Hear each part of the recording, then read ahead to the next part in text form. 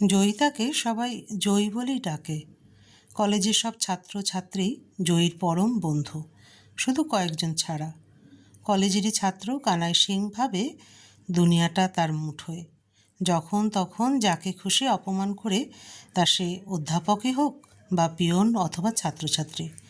ওর আছে কিছু তোষামতকারী যারা ওর পেছনে আঠার মতো সেটে থাকে, আর আছে কিছু ন্যাকা লোভী মেয়ে যারা ওর একবার স্পর্শ এলে ধন্য হয়ে যায়। একবার এক ছাত্রীর শ্লীলতাহানির জন্য অভিযুক্ত হয় কানাই। প্রিন্সিপাল স্যার ক্লাসে এসে তিরস্কার করে বলেন, তোমার নাম কানাই না হয়ে কংস হওয়া উচিত ছিল। সেদিন যারা হেসেছিল এক এক করে তাদের শিক্ষা দিয়েছিল ও। জয়ীকে একদিন ক্যান্টিনে সবার সামনে বিশ্রীভাবে প্রপোজ করে। জয়ী বলে, সাহস তো তোর কম নয় কানাই। দাঁত বার করে হেসে বলে, আমি কানাই, দাঁড়া, আমি তোর সাথে একটু লীলা খেলা করি বলে খপ করে জয়ীর ওড়না টেনে খুলে নিজের হাতে নেয়। জয়ীর সপাটে কানাইয়ের গালে এক চড় মারে। লম্বা নখ দিয়ে চিরে দেয় ওর গাল। গালে হাত বুলিয়ে আঙুল তুলে কানাই বলে, দেখে নেব, আজ ওড়না খুলেছি, এরপর কুর্তাটাও খুলে নেব পাক্কা। ভীষণ ভয় পেয়ে যায় জয়ী, কিন্তু স্বাভাবিক থাকার চেষ্টা করে। দল বেঁধে কলেজ যাতায়াত করে। এরপর একদিন কিছু কুকর্ম করার জন্য কলেজ থেকে ট্রান্সফার সার্টিফিকেট দেওয়া হয় ওকে। শুনেছিল কলকাতার বাইরে কোন কলেজে পড়তে গেছে। নিশ্চিত হয়ে ফাইনাল ইয়ারটা কাটায় জয়ী। ধীরে ধীরে ভুলে যায় কানাইয়ের কথা। বিশ্ববিদ্যালয়ে যাওয়া শুরু হয়।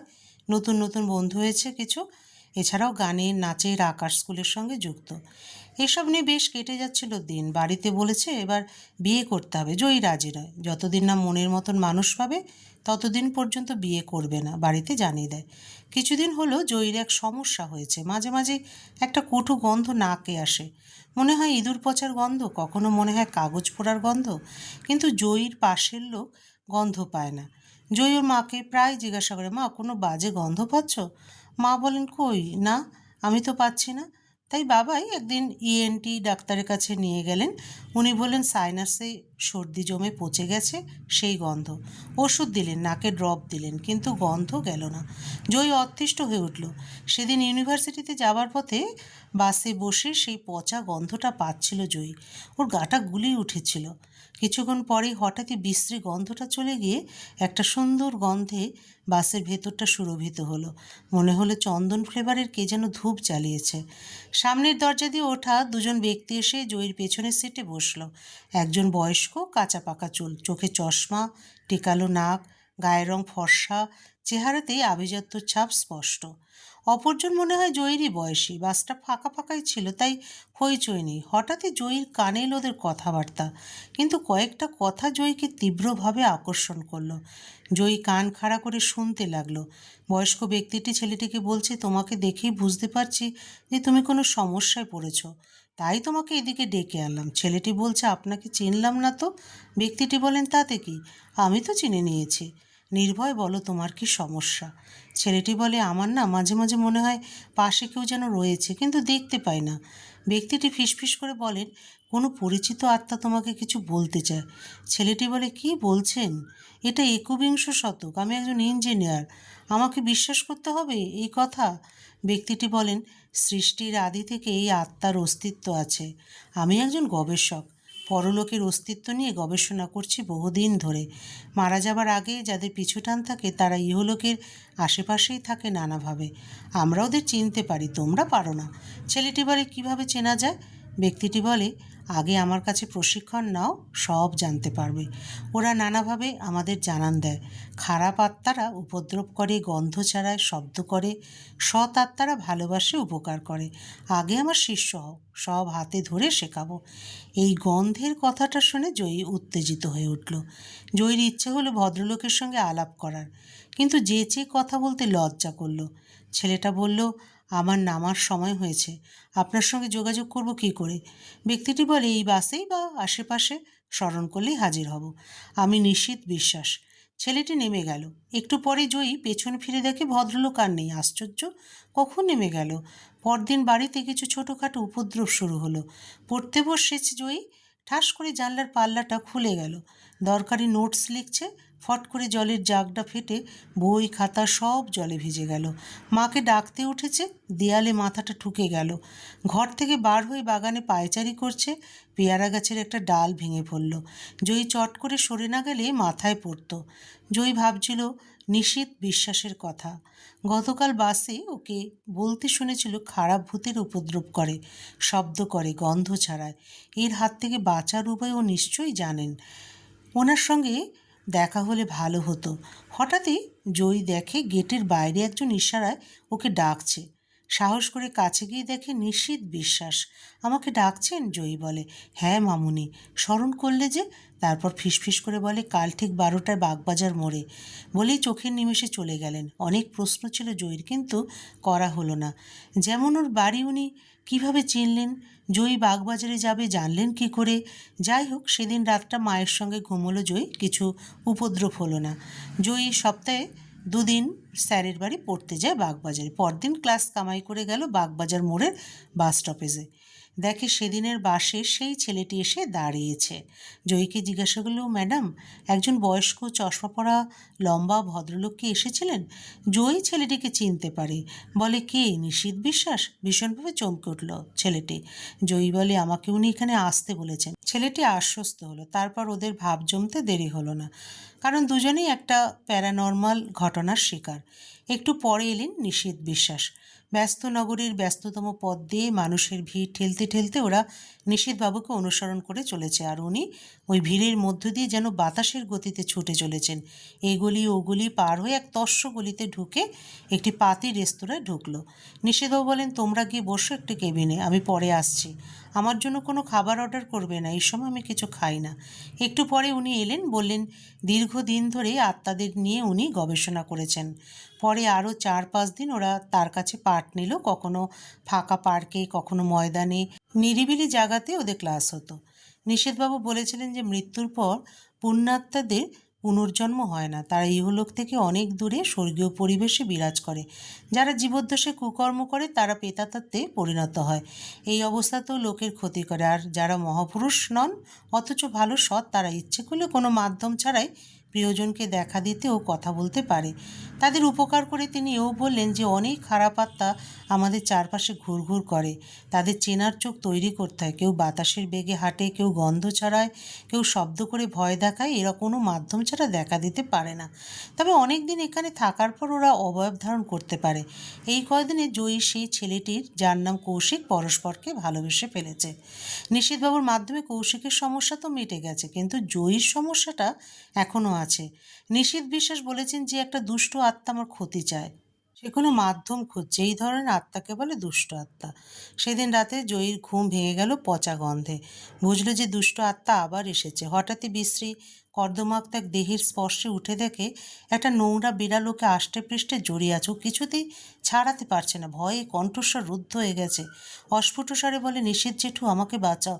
মুহূর্তের মধ্যে কে যে বিড়ালটাকে ছুঁড়ে মারল। মিয়াও করে বিভৎস আওয়াজ করে বিড়ালটা ছিটকে পড়ল মেঝেতে। দুর্গন্ধ কেটে গিয়ে চন্দনের গন্ধে সুবাসিত হলো ঘর। জয়ী দরজা বন্ধ করে রাত কাটালো। পরদিন হইচই পড়ে গেল, বিড়াল মরে পড়ে আছে।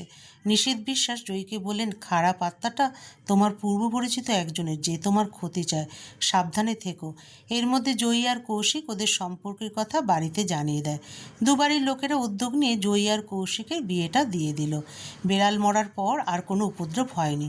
বিয়ের আগের দিন থেকে আবার শুরু হলো উপদ্রব। জয়ীর ব্যক্তিগত জিনিসপত্র ভাঙচুর, দুর্গন্ধ ছড়ানো চলতেই লাগলো। এবার কৌশিকের ওপরও আক্রমণ হতে থাকলো। তবে সবে অনুভূতিতে, চাক্ষুষ কিছু করেনি এখনো। জয়ী আর কৌশিক নিমন্ত্রণ করবে বলে নিশীথবাবুকে কত স্মরণ করলো, কিন্তু উনি এলেন না। উনি বলেছিলেন উল্টোডাঙার ধারের বস্তিতে থাকেন। ওরা সেখানে গেল। প্রথমে তো কেউ চিনতেই পারল না। শেষে এক বৃদ্ধ বললেন, নিশীথ বিশ্বাস নামে একজন ছিল, অনেক বড় বাড়ির ছেলে, ভূত প্রেত নিয়ে কারবার ছিল, তাই বাড়ির থেকে ওকে বিতাড়িত করা হয়। তখন এই বস্তিতে এসে ওঠে।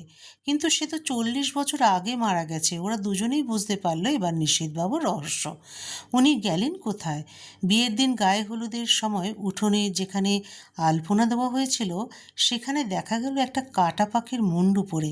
অমঙ্গলের আশঙ্কায় মা কান্নাকাটি জুড়ে দিলেন। নিশীথ বিশ্বাসের অনুপস্থিতির সুযোগে বড় বার বেড়েছে ভূতটার।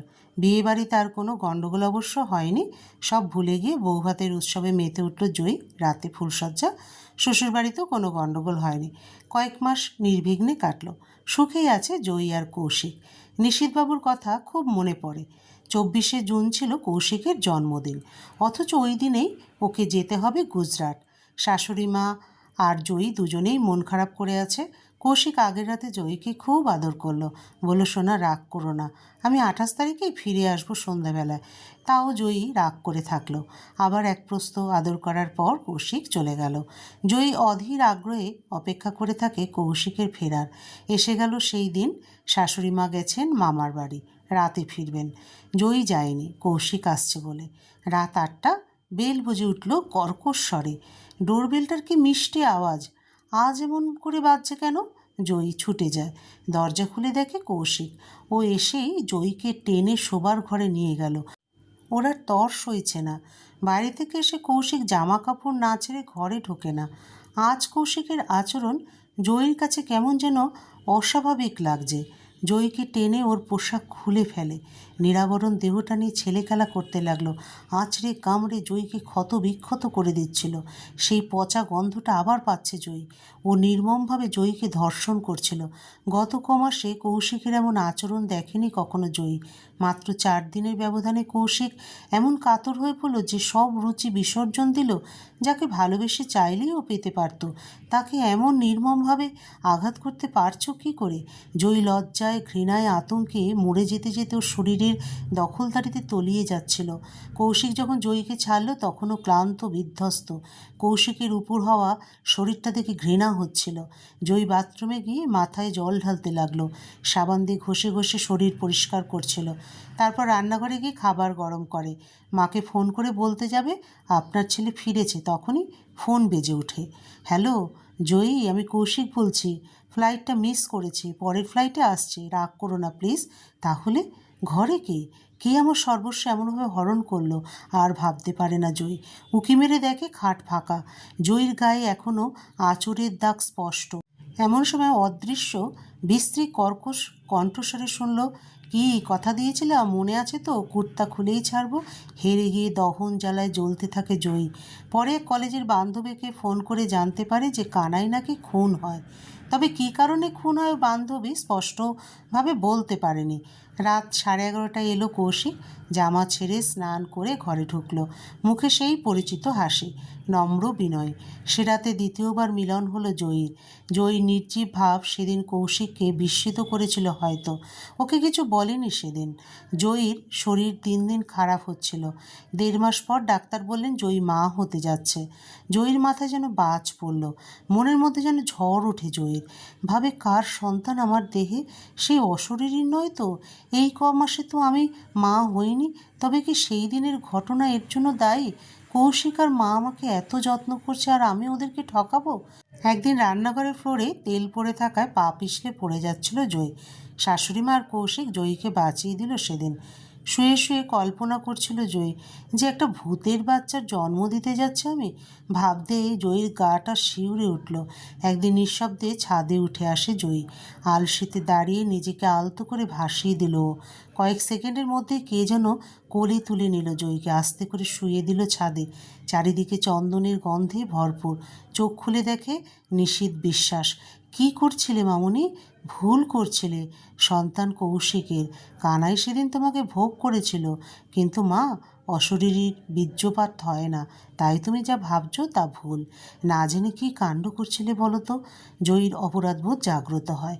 বলে, জেঠু কোথায় ছিলে এতদিন? তুমি থাকলে তো এই বিপত্তি হতো না। ভূতটা তোমাকে ভয় পায়। নিশীথ বিশ্বাস বলেন, মা, গত 40 বছরে আমার একটি বারও পুনর্জন্ম হয়নি। আত্মার রহস্যভেদের গবেষণায় রত ছিলাম। এখন আমার পালা এসেছে মরতে যাবার আগে আমাদের শুদ্ধিকরণ হয়। ওই সময় দেহধারণ করা যায় না, ধ্যান করতে হয়। তাই আসতে পারিনি মা তোমার বিপদে।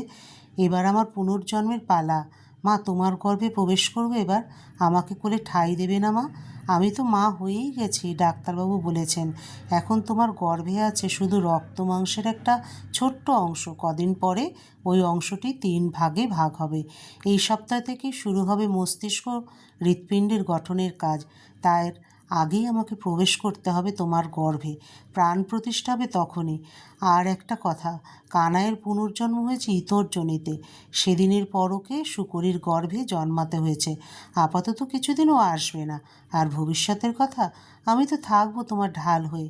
নিশীথ বিশ্বাস বলে চলে যায়, হয়তো জয়ীরই গর্ভে। 9 মাস পর জয়ী জন্ম দেয় পুত্র সন্তানের। নার্সিংহোমের বেডে শুয়ে জয়ী কৌশিককে বলে, ওর নাম দিলাম নিশীথ। গল্পের সমাপ্তি এখানেই। আবার দেখা হবে পরবর্তী আরেকটি গল্পের সাথে।